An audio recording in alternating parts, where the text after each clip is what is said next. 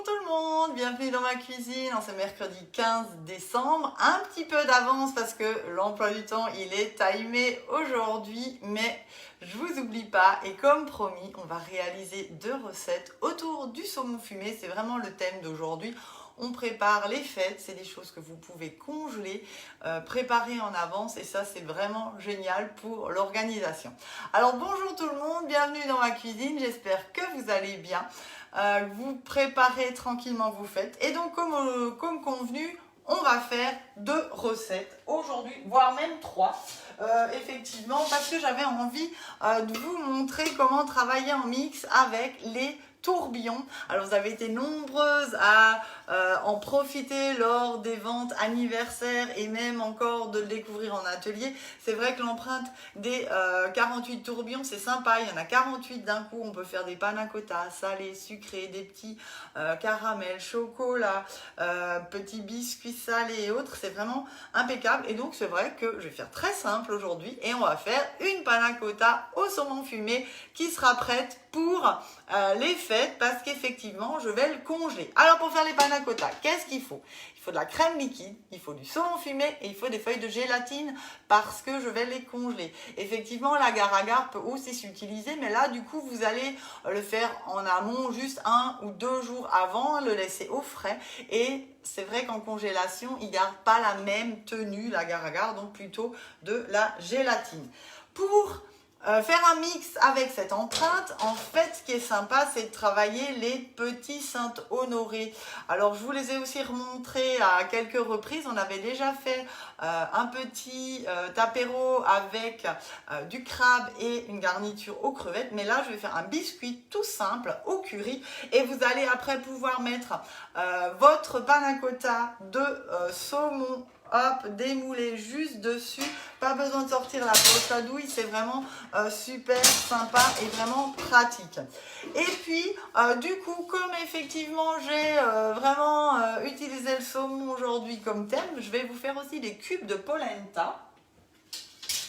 Alors là, on travaille les mini cubes. Alors c'est aussi une empreinte que j'aime beaucoup parce qu'il y en a 48 d'un coup. On peut faire des apéros cubes parties, des duos ou des trios de financiers. Donc pour les milliardistes, vous pouvez faire des mousses de chèvre, concombre et betteraves. Et ensuite, vous allez vraiment pouvoir les monter comme une belle présentation comme le Rubik's Cube. C'est d'ailleurs Cédric Grolet qui a vraiment développé et fait connaître cette forme. Donc voilà, plein de choses vraiment sympas à faire. Je vous rappelle qu'on avait fait aussi les cubes de céréales qui sont vraiment sympas maintenant si vous allez un peu vous promener. Donc plein de choses. Hello tout le monde. Et on va d'ailleurs commencer tout de suite avec cette recette et vous allez voir, c'est vraiment super sympa. J'allume mon four à 180 degrés en chaleur tournante comme d'habitude. J'enlève ce qu'il y a dans mon four. C'est bien de regarder, hein. Messieurs, faites attention aussi quand vous préchauffez le four, on a souvent des flexipans qui sont dedans. Alors, juste pour revenir sur les mini-cubes, je vous rappelle que jusqu'à la fin de l'année, cette empreinte est en offre avec une plaque alu et notre mythique petite spatule coudée que vous avez certainement en main depuis ces jours-ci. Donc, elle est offerte dans cette offre, profitez-en. En parlant de ça, c'est les derniers jours pour vous faire livrer avant Noël. Donc, jusqu'au 17 décembre, vous commandez sur la boutique en livraison standard, c'est là avant Noël. Et jusqu'au 21 en livraison express, ce sera chez vous aussi.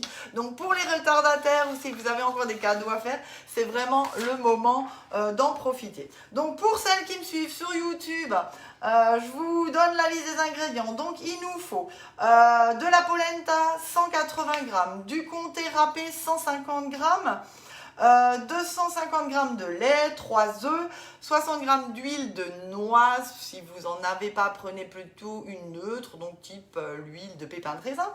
Une échalote, des cerneaux de noix, évidemment du saumon fumé, 75 g.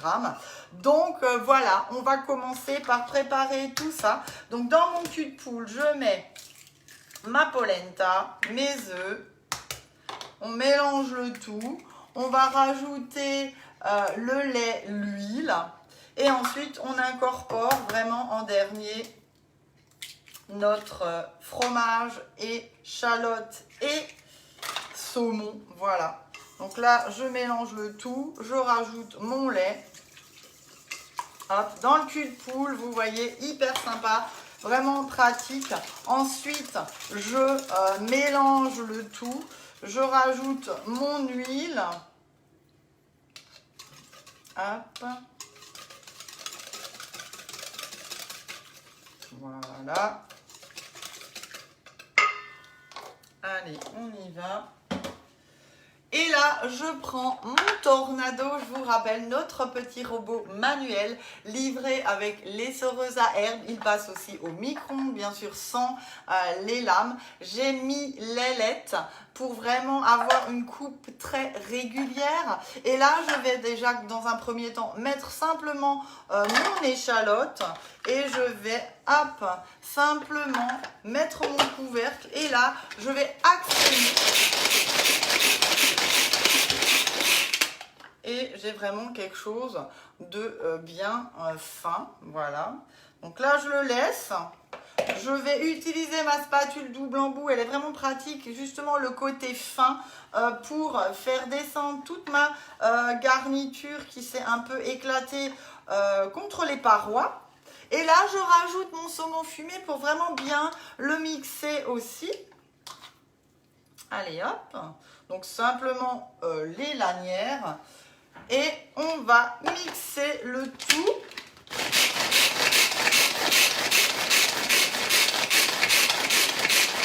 Donc vraiment fin. Je veux vraiment quelque chose de fin. Donc c'est vraiment vous qui décidez. Plus je vais actionner rapidement, plus je vais avoir quelque chose de bien mixé. Moins je fais ça vite, plus mes morceaux sont grossiers. Donc c'est vraiment vous qui choisissez la coupe.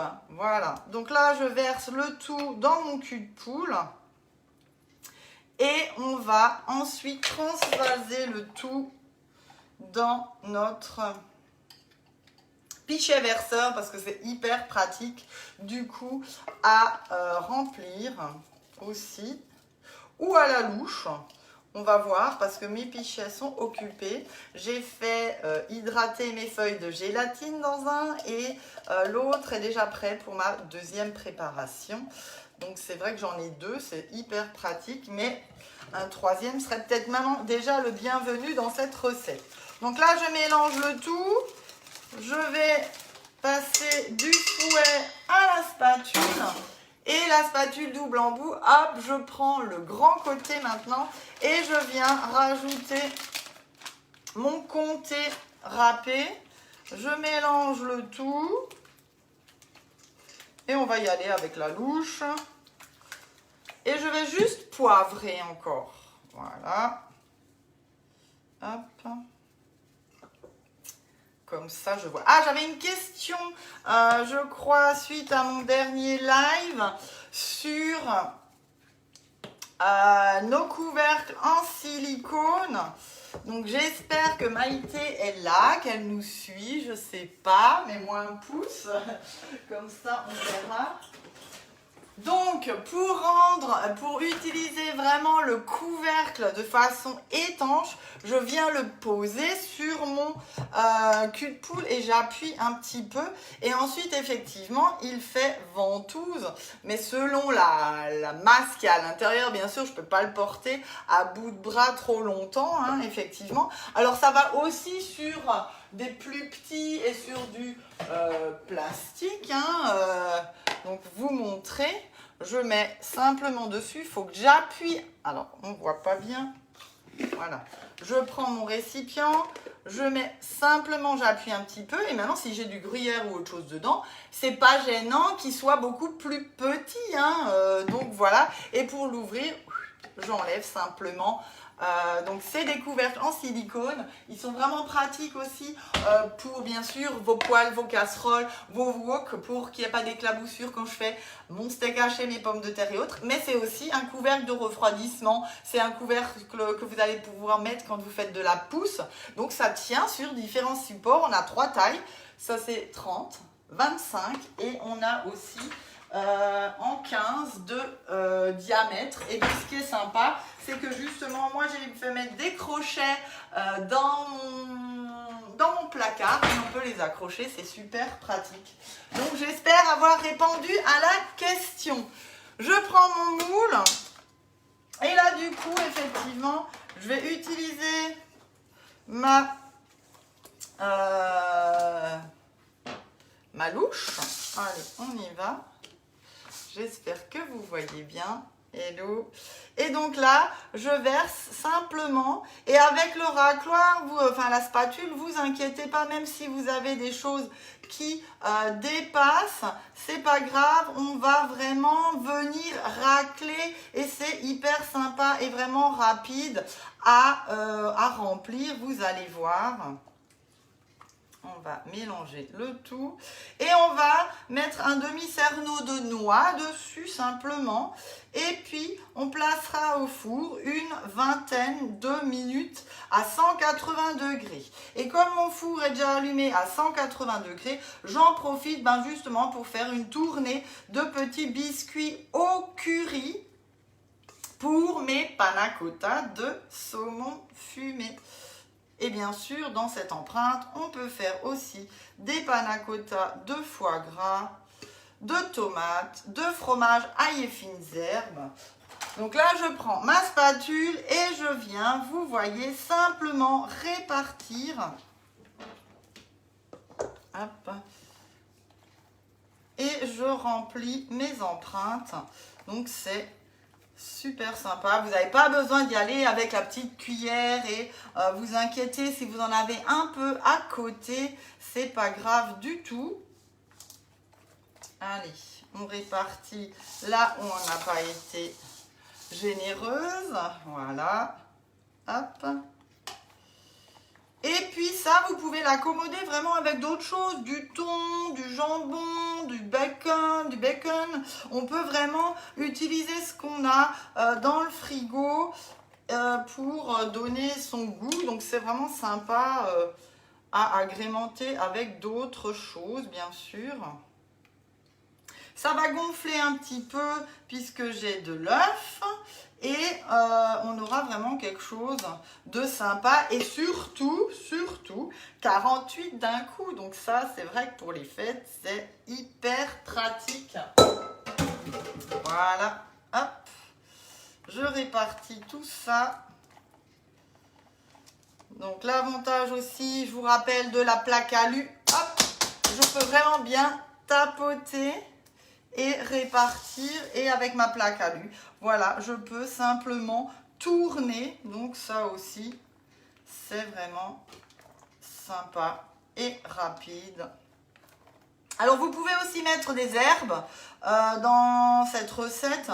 Donc vous verrez quand je vous l'envoie, alors plus aujourd'hui, mais demain matin, vous aurez ça sur ma page Facebook. Vous pouvez mettre un peu de romarin dedans, c'est super sympa aussi. Ça agrémente bien. Et là, je prends mes noix et je vais mettre un petit morceau, un demi-cerneau par empreinte. Et on est parti, donc qu'est-ce que je vous ai dit, 20 minutes à 180 degrés. Et on va pendant ce temps faire notre panna cotta et notre petit biscuit au curry. Et pour moi, ce sera déjà des apéros de près. Donc voilà, on s'organise, on s'avance. Et ça, c'est hyper pratique. Grâce au FlexiPan. Alors n'hésitez pas avec cette empreinte, vous pouvez faire aussi des glaçons, vous pouvez faire des bouillons de légumes, votre concentré de tomates, vraiment les mini cubes, il est multi-usage. Des petits choconuts, les crunchy de Michalak avec le petit biscuit sablé, le caramel au milieu et un peu de chocolat qui va figer au-dessus. Et on a vraiment une gourmandise et une mignardise super sympa. Voilà, je termine. Hop. Et donc là, mettez bien vos noix sous vide, hein, idéalement, parce que c'est vraiment un produit qui vous ramène les mythes alimentaires. Voilà, donc là, c'est prêt. On y va. Hop, mon four est chaud et c'est parfait. Allez, on continue. Du coup, avec notre panna cotta. Alors, je vais juste pousser un petit peu tout ça. Hop, voilà. Donc, comme je vous le disais, nos feuilles de gélatine dans de l'eau froide. Et là, honnêtement, je vais tout faire au robot parce que c'est hyper pratique. Il est rapide, il est précis, il y a la balance. Donc là, je passe en mode manuel pour vous montrer que c'est vraiment quelque chose de facile à utiliser. Je vais simplement peser et mettre du coup 200 g de crème fraîche liquide entière. On en profite pour terminer les préparations. Voilà. Ensuite, je vais faire chauffer, donc c'est 200 g. Hop. 180, donc précision au 5 g. Je vous rappelle, c'est vraiment le moment d'en profiter. 699 €, votre iCooking, 1 an de garantie. C'est toute une série de reconditionnés qui sont vraiment hyper... enfin voilà, c'est sympa. C'est un prix très intéressant et aussi la possibilité encore de l'avoir sous le sapin ou un bon cadeau, n'hésitez pas. Voilà, donc là en vitesse 2, je vais mettre 2 minutes, 100 degrés, vitesse 2. C'est pourquoi? C'est pour faire chauffer ma crème. Ensuite, on va essorer nos 2 feuilles de gélatine et on va ensuite mettre le saumon et mixer le tout et c'est terminé. On mettra dans les empreintes. Et pendant ces 2 minutes, allez hop, et ben j'en profite. Ah, je mettrai un peu de poivre aussi dedans et je vais faire ce fameux biscuit au curry. Alors regardez, c'est hyper simple. Je prends mon moule, je le rince, je le pose sur la plaque à l'huile. Dans mon pichet verseur, j'ai simplement mis du lait. Alors, pour celles qui me suivent, que je vous donne les bonnes... du lait, 2 œufs, 30 g d'huile, 20 g de lait, 50 g de farine, un demi-sachet de levure chimique, une cuillère à café de curry de madras. Alors ça, pareil, vous le retrouvez sur notre épicerie Guy de Mars. C'est vraiment un produit super sympa. Il est vraiment très goûteux. Il n'est pas fort en bouche. Il aromatise vraiment, enfin il agrémente bien la préparation. Et c'est pas juste du colorant. Alors c'est vrai que c'est moins coloré que les choses que j'ai l'habitude d'utiliser, enfin que j'avais l'habitude, mais c'est pas gênant.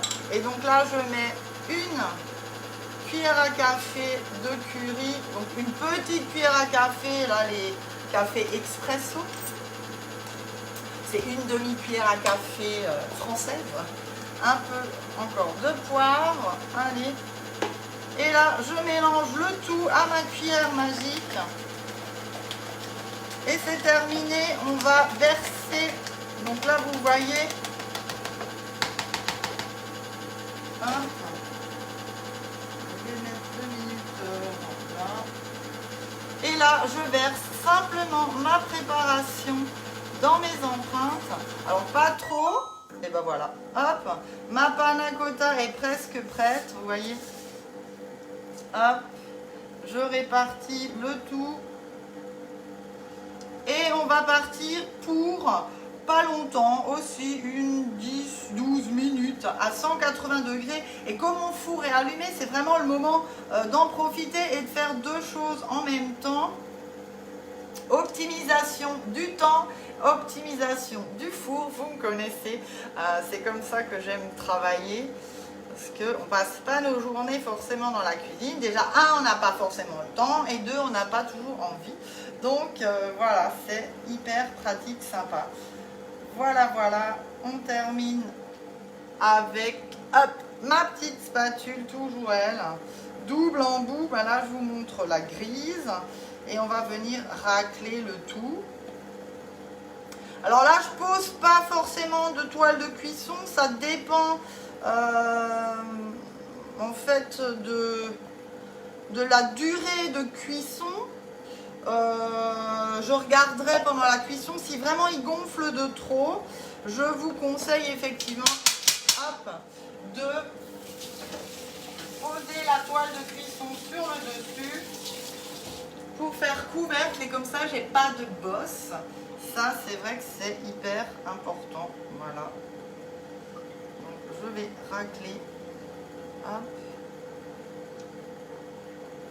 Le tout. J'étais un peu radine avec le premier, comme d'hab.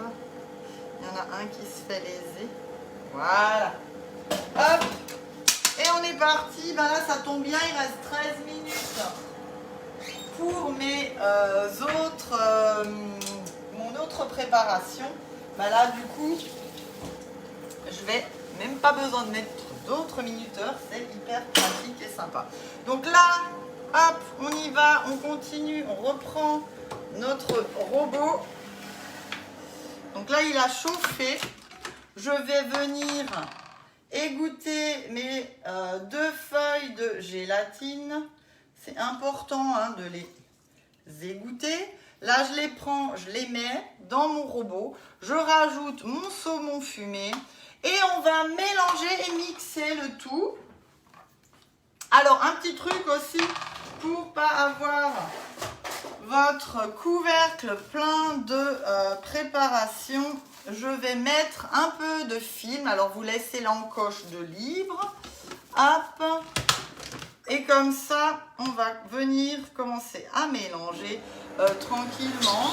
Et on aura en fait pas toute la préparation qui va venir éclabousser sur notre couvercle. Ce sera beaucoup plus facile à nettoyer.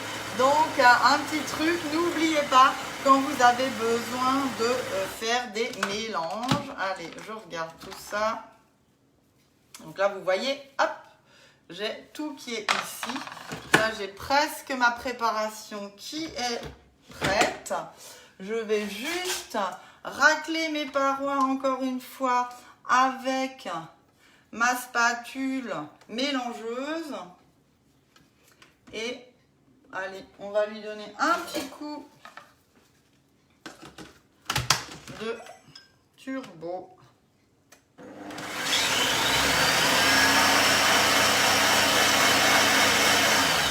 Donc ça fait une boule, hein. Elle peut éclater, donc ne vous effrayez pas. Hop, et ça va à la poubelle et après c'est vachement plus simple à nettoyer. Je pense que vous allez penser à moi dorénavant quand vous allez utiliser une préparation un peu liquide. Voilà, vous pouvez juste percer un petit trou dans la partie du couvercle et comme ça il n'y a pas de risque que ça explose. Et là je laisse dans mon bol hein, et je viens voilà de nouveau répartir ma préparation.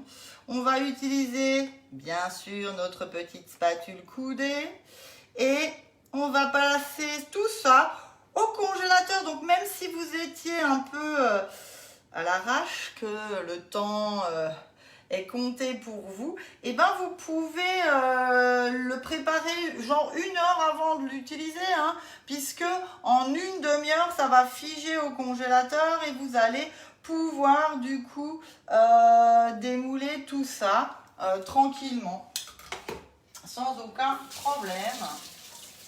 Voilà. Une dernière fois, ma petite spatule coudée, toujours elle.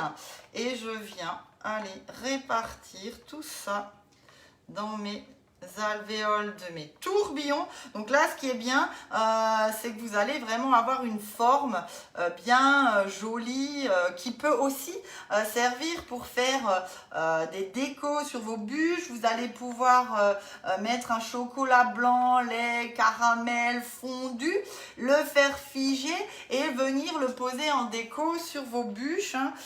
Celles qui ont cette empreinte, c'est vraiment des choses sympas à faire avec. Voilà. Et je termine. Allez. Là où j'étais un peu plus radine. Donc vous voyez, en 30 minutes, même pas, on peut faire 2-3 apéros, bien sûr. Il faut avoir les ingrédients, ça je vous l'enverrai sans problème. Et puis, de la place au congèle. Là, c'est vrai que ça va être aussi quelque chose d'important. C'est pour ça que quand je fais mes prépas hôtesses, vous qui me recevez, vous le savez, c'est souvent une de mes questions. Donc voilà. Allez, on répartit le tout. Et ça va partir pour moi au congélateur. Et je vais le laisser là jusqu'à demain. Et demain, je vais les démouler et je vais les mettre en boîte ou en sachet. Parce que du coup, là, ils auront bien figé. Ça fera vraiment comme un glaçon. Et puis, je pourrai en sortir que 25, 20, 10, 15 en fonction des apéros que je vais prévoir pour ce 24, 25, 26.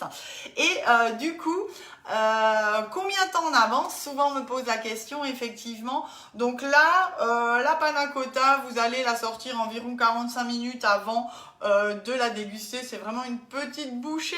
Ne la sortez pas trop tôt, sinon effectivement il faut remettre le tout au frais avec le biscuit. Donc vous pouvez mettre ça sur une rondelle de concombre, sur un cracker, sur notre biscuit au curry, sur du pain de mie que vous allez peut-être faire dans vos 5 cakes longs.